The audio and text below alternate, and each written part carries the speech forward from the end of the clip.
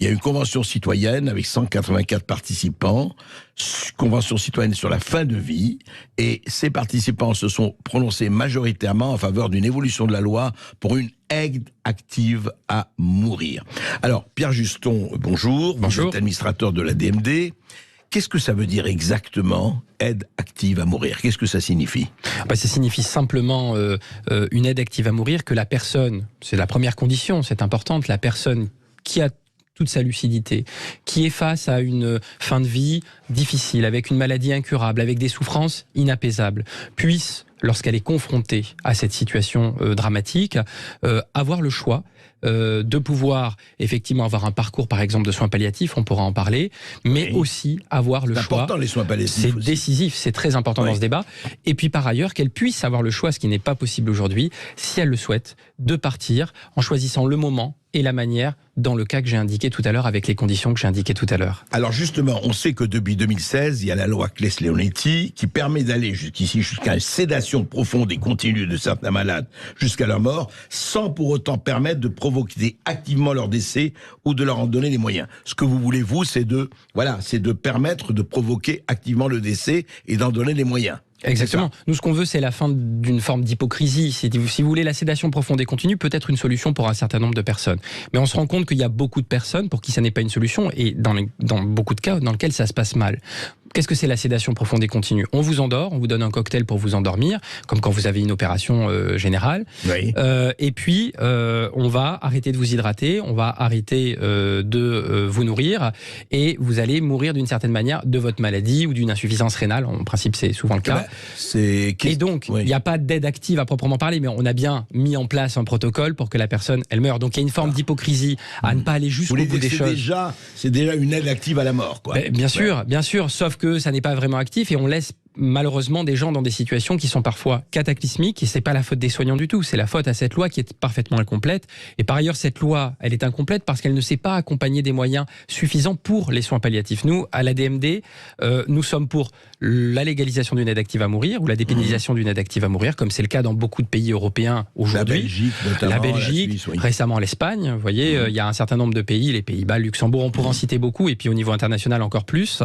Et puis à côté de ça, un vrai financement des soins palliatifs, de manière à ce que la personne, elle ait sa liberté de choisir. C'est un concept qui est important. Il n'existe pas de vrai financement des soins palliatifs aujourd'hui? Bien sûr que si, mais c'est absolument insuffisant par rapport à d'autres pays. Je vous donne un seul exemple. En Autriche, lorsque nous, il y a un an en arrière, un peu plus, nous discutions de la proposition de loi d'Olivier Fahlorny, qui avait courageusement proposé qu'il y ait enfin cette loi-là, qui n'a pas été votée parce que c'était dans une niche parlementaire, c'est un peu technique, et qu'il fallait jusqu'à minuit, et ça n'a pas été le cas à cause d'une obstruction parlementaire. On a vu ça pour d'autres lois. Exactement, c'est l'actualité, mais parce qu'il y a une obstruction parlementaire de quelques députés. En Autriche, dans le même moment, ils ont légalisé l'aide active à mourir, et en même temps, ils ont financé les soins palliatifs. Un financement qui était colossal par rapport au financement français proportionnellement. Donc ça marche sur deux jambes pour vous, les soins palliatifs et l'aide active à mourir. Et il ne faut pas opposer les deux. Et le problème dans ce débat, à mon sens, c'est qu'on oppose artificiellement les soins palliatifs et leur financement. Il y a des départements ruraux, moi je viens d'Occitanie, je viens de Toulouse, il y a des départements ruraux en Occitanie dans lesquels il n'y a pas d'unité de soins palliatifs. Il y a des lits de soins palliatifs, mais il n'y a pas d'unité. Donc il faut développer les soins palliatifs pour que tout le monde ait accès aux soins palliatifs. C'est dans le droit d'ailleurs, normalement l'accès universel. Donc il faut en faire une réalité, ça veut dire des financements. Et puis de l'autre côté, puis une vraie formation aussi, pour qu'il y ait une vraie culture palliative, qui est chez les soignants l'infusion d'une culture palliative. Et puis de l'autre côté, l'aide active à mourir. Pourquoi opposer ces deux choix-là? Ce sont des choix. Moi, je ne sais pas, j'ai pas de certitude en la matière en ce qui me concerne. Ce que je sais, c'est que face à la maladie, j'ai envie d'avoir le choix quand malheureusement ce jour-là arrivera. Alors le problème qui est posé depuis longtemps d'ailleurs, ce n'est pas nouveau. Pierre Juston, déjà on l'avait posé depuis enfin des décennies et autres. Oui, on peut se dire, mais il y a des gens qui disent, mais comment éviter les dérives? Et c'est très important, comme vous le savez, c'est-à-dire vous dites, la personne qui est effectivement dans sa lucidité, dans sa conscience, disons conscience, choisit effectivement de faire ce qu'il est faire. Et encore une fois, moi j'ai eu un exemple familial, c'était aux États-Unis, en Oregon, où la personne, une de mes proches a choisi effectivement de partir selon cette méthode, en tout cas selon la loi dans l'État d'Oregon. Mais comment être assuré que cette personne est lucide? Comment ne pas parce qu'on les pense toujours à certains de la famille qui peut-être sont animés de moins bonnes intentions que d'autres, qui disent écoutez, ça fait des mois quand même, etc. Comment faire qu'il n'y ait pas une persuasion plus ou moins, je ne dirais pas criminelle, non, mais enfin plus ou moins perverse, qui amènerait des gens à dire oui, je veux en finir, alors que c'est pas vrai du tout. Vous avez entièrement raison, mais deux choses. Vous êtes déjà, et vous le dites, vous êtes l'exemple, comme beaucoup de Français qui avaient un proche qui malheureusement a été confronté à une situation dramatique et a dû faire un choix. Et beaucoup de Français s'en rendent compte. Beaucoup de Français se rendent compte aussi depuis des années qu'en France, ce choix-là, il n'existe pas. Et donc que des personnes décident à leur place de la manière dont elles doivent mourir. Et ça, c'est absolument indigne. Ce qui est indigne, c'est ça. S'il n'y a pas des morts indignes, parce que souvent on nous fait ce procès-là à la DMD, nous disons que l'indignité, c'est de ne pas laisser le choix à la personne. Oui, mais quand elle n'a plus le choix. Et alors, pour répondre à votre question, justement, bien sûr, les dérives, c'est quelque chose qui est une crainte légitime, et il faut entendre cette crainte. Mais je vais vous dire quelque chose, les dérives aujourd'hui, elles ont lieu en France. Elles n'ont pas lieu en Belgique, qui a légiféré depuis 20 ans, et qui a un système qui fonctionne globalement très très bien, avec un contrôle a posteriori, un contrôle a priori, avec des psychologues, avec des médecins qui vérifient. Vraiment, on voit bien sûr, on vérifie qu'il n'y ait pas de pression, parce que s'il y a des pressions de la famille, pour reprendre votre exemple, qui est l'exemple qu'on entend le plus souvent, effectivement, il ne pourra pas y avoir d'accès à l'aide active à mourir. Et c'est ce qui différencie un certain nombre de pays, notamment et de la Belgique. La Belgique, il y a un vrai accompagnement des personnes. Et que ce soit l'accompagnement à la vie, l'accompagnement à la fin de vie, encore une fois, ces deux choses ne s'opposent pas. Et quand il y a un accompagnement, il y a une vérification que la personne, elle ne subit pas de pression, sa liberté de conscience n'est pas entravée pour X raisons, et qu'elle fait bien ce choix en connaissance de cause. Puis vous savez, c'est pas je demande le lundi une euthanasie ou un suicide assisté. On pourra revenir sur la distinction entre les deux. Oui. Et le mardi, je bénéficie d'une aide active à mourir. Pas du tout. Ça prend du temps, il y a un dossier, il y a un protocole qui est lourd. Évidemment, en France, il faut qu'il y ait un protocole qui permette de vérifier toutes ces conditions à l'évidence. Et aujourd'hui, les dérives, elles ont lieu en France, parce qu'on sait qu'il y a énormément d'euthanasie clandestine. Et là où il y a une dérive, c'est que parmi ces euthanasies clandestines, il y a des euthanasies sur des personnes qui ne l'ont pas demandé. Et ça, c'est une dérive. Et ça existe. Bien sûr que ça existe. Bien sûr que ça existe. C'est terrible. Enfin, et donc aujourd'hui, les dérives, elles ont lieu en France parce que cette liberté, quoi qu'on en pense, c'est une liberté fondamentale, elle n'est pas encadrée. Alors justement, Pierre Juston, dites-moi comment ça se passe, puisque on a l'exemple de la Belgique qui est proche de nous.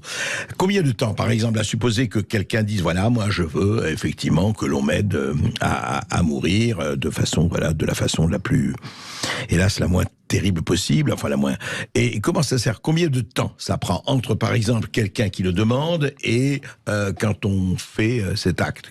Alors, ça va dépendre des cas. Il y a des gens qui sont dans des situations assez extrêmes, qui se trouvent dans des fins de vie à très très courte échéance, et dans lequel, effectivement, même si toutes les vérifications sont faites, qui sont accompagnées par les médecins, ça peut aller un peu plus vite, parce qu'on considère, évidemment, chaque cas est unique, évidemment. Unique, ouais. Et puis il y a des personnes qui, dès lors qu'elles ont une maladie incurable qui est déclarée, par exemple une maladie terrible que je connais un petit peu, qui est la maladie de Charcot, parce que j'ai accompagné des gens qui avaient malheureusement des maladies de Charcot, où on leur donne un pronostic, on leur dit, voilà, vous avez entre temps et temps à vivre, voilà comment vous allez mourir, vous allez progressivement vous enfermer dans votre corps, et puis vous allez finalement à un moment donné plus parler, plus pouvoir rien faire, être enfermé et vous étouffer et mourir étouffé. Il y a des gens qui disent simplement, écoutez, moi je veux aller le plus loin possible, je vous donne un exemple, ça peut être autre chose, je veux aller le plus loin possible, mais à un moment donné, quand ça suffit, je veux avoir la possibilité, en ayant fait tout le dossier, en ayant eu toutes les vérifications et tous les critères qui soient appliqués, entre guillemets, appuyer sur le bouton, c'est une technique, c'est un propos qu'on entend souvent, et pouvoir partir tranquillement. Et vous savez, il y a des gens même, je vais vous dire,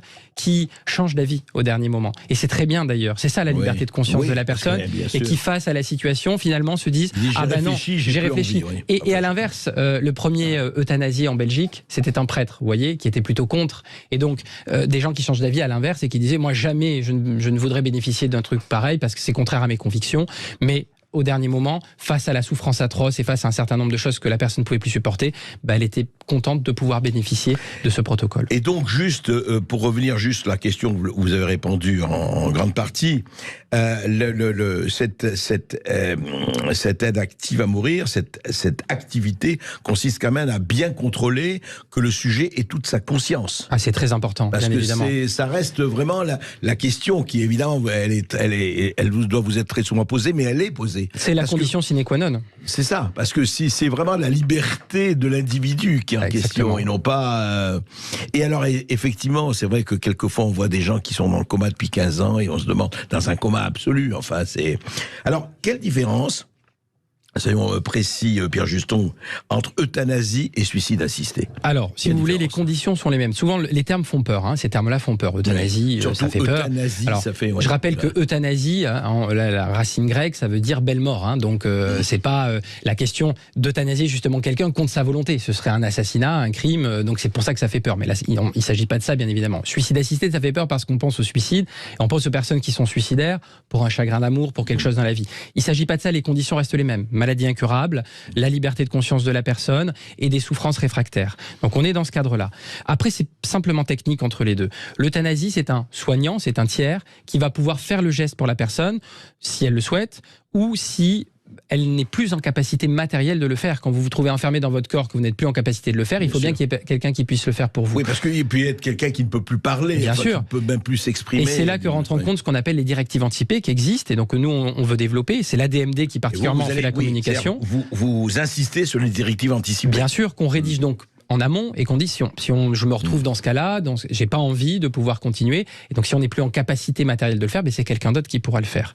Le suicide assisté, c'est beaucoup plus simple. C'est que vous êtes en capacité matérielle de le faire, c'est ce qui existe notamment en Suisse, et donc vous avez un mécanisme qui vous permet simplement de prendre le produit qui va vous permettre de partir quand vous le souhaitez. C'est vous-même qui le faites. Simplement, vous êtes accompagné, c'est quelqu'un qui vous fournit le produit. Après, évidemment, vérification, protocole de tous les éléments dont on a parlé tout à l'heure. Non, j'ai eu d'ailleurs, je vais vous dire, l'un de mes meilleurs amis, paix à son âme, il est parti après, et lui, il voulait effectivement partir parce qu'il sentait diminuer, mais en France, c'était pas possible. Non, bien sûr. Et je me rappelle qu'il me dit, mais trouve un médecin. Je lui dis, attends, je vais pas trouver de médecin, quoi. Bien sûr, et dans un état laïque dans lequel la personne a son autonomie, parce que cette idée de processus de laïcisation, on fait pas forcément le lien entre les deux, hein. Ce sont deux sujets distincts. La laïcité, c'est un sujet, le droit de mourir dans la dignité, c'est un autre sujet. Mais pour moi, c'est un combat laïque, le droit de mourir dans la dignité. Henri Caillavet, d'ailleurs, l'envisageait comme ça, on en a parlé tout à l'heure. Pourquoi ? Parce que c'est l'autonomie de l'individu qui ne va pas se faire imposer un dogme, mais qui va pouvoir choisir pour lui-même quand c'est possible. C'est pas toujours possible. Et c'est un point important. Et dans la République française, dont on a ce bel idéal de liberté, d'égalité, de fraternité, aujourd'hui, on contredit cet idéal. Pas de liberté de choix, pas d'égalité parce que les gens qui ont les moyens, d'aller à l'étranger, les gens qui ont les moyens d'avoir du réseau, d'avoir des médecins, eh bien, ils peuvent bénéficier de ça. Et puis les gens qui ne l'ont pas, ils peuvent pas. Et absence de fraternité, parce que bien évidemment, la personne qui est dans cette situation, c'est terrible. Après, on peut comprendre que des gens qui sont croyants, qui se posent des problèmes, et c'est tout à fait honorable. Il ne faut pas non plus rejeter dans les affres. Mais moi, il y a quelque chose qui m'a vraiment choqué. Alors, je peux vous dire par rapport à ça, c'est une chose m'a choqué. Le reste, ça se discute, et comme on dit, alors on dit un tournant a été pris. Mais lors de la session de dimanche, je faisais cette convention citoyenne.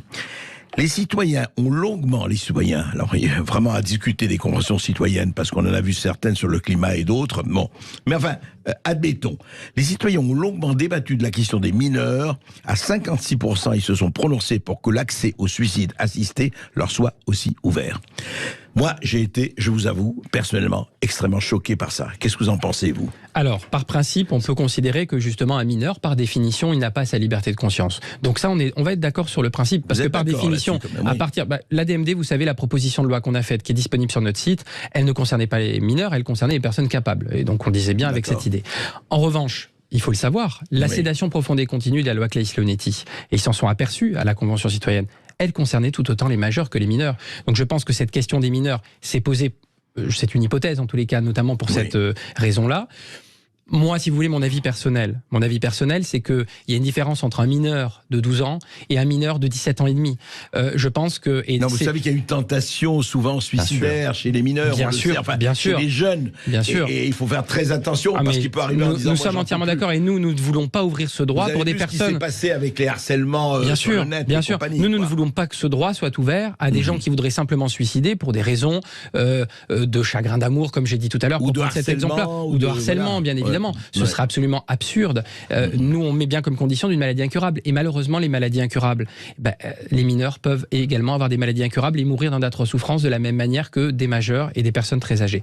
Donc, Moi, mon avis personnel sur la question, même si aujourd'hui, on ne débat pas des mineurs, on débat d'ouvrir cette aide active à mourir. Mais je suis étonné, vous voyez, je ne savais pas que la loi Claes-Leonetti concernait aussi les mineurs. En tout cas, il n'est pas précisé qu'elle ne concernait que les majeurs. Oui. Et donc, évidemment, elle concernait les majeurs et les mineurs. Oui, bien sûr. Donc, vous voyez, je pense que le débat est compliqué. Comme vous voyez sur la responsabilité pénale en droit des mineurs, on fait une distinction entre des mineurs très jeunes, des mineurs moyennement jeunes, on va le dire comme ça, et des mineurs beaucoup moins jeunes. Et donc, évidemment, quelqu'un qui aurait 17 ans et demi, qui est atteint d'un cancer terrible, en phase terminale et qui souffre atrocement, il y a une différence à faire pour une personne qui a 17 ans et demi. À mon avis, il faudra des critères, si ça arrive jusqu'à là, qui sont très importants, notamment l'accord des parents ou d'autres choses très strictes, et un mineur de 12 ans qui, à mon avis, n'a pas la faculté, en termes de liberté de conscience, d'envisager les conséquences que ça induit de faire ce choix-là ou pas, mais qui peut être tout autant touché malheureusement par une maladie incurable. Je crois pour ça, Pierre Giston, c'est que c'est tellement grave et ça touche à l'essentiel, il faut bien dire, qu'il faut être extrêmement précautionneux dans ce qui va se décider là-dessus. Bien sûr. On est bien d'accord. En tout cas, écoutez, à suivre, et vous faites, je dirais, un très bon travail, enfin, à mon avis, dans droit de mourir dans la dignité. Ce qui est très, très, très important, encore une fois, c'est non seulement la liberté, évidemment, mais les capacités de pouvoir l'exprimer et les moyens de pouvoir l'exprimer. C'est pour ça que la question des mineurs, elle est extrêmement grave. Il faut faire très attention. Mais vous, alors, vous allez continuer le projet de loi, vous allez continuer à vous battre pour ce projet de loi. Ah bien sûr, nous nous battons depuis 43 ans, vous l'avez dit, c'est Henri Caillavet qui a été initiateur de l'association notamment. On se bat depuis 43 ans, on va continuer, et on continue très largement de se battre aujourd'hui pour qu'on ait enfin une loi de liberté dans ce pays. Liberté, ça ne veut pas dire libertaire, liberté c'est dans une logique libérale, c'est-à-dire une liberté qui est encadrée. Et quelles sont les chances aujourd'hui de voir ce projet de loi aboutir ? Vous savez, lorsqu'il y avait eu la proposition de loi d'Olivier Falorni, l'article 1 au moins avait été voté de cette loi, c'était sur l'aide active à mourir et les principes, il y avait une immense majorité de députés, et ça c'est un point très important, c'est que ça dépasse les clivages politiques. C'est une question qui dépasse les clivages politiques, et de la France insoumise au Rassemblement national en passant par tous les palettes au milieu, je vous assure que je pense qu'on trouvera beaucoup de députés qui sont en faveur de ça et une immense majorité. Donc écoutez, à suivre, vous reviendrez pour en parler quand le projet de loi Avec grand plaisir. Vont avancer. Merci beaucoup de m'avoir reçu.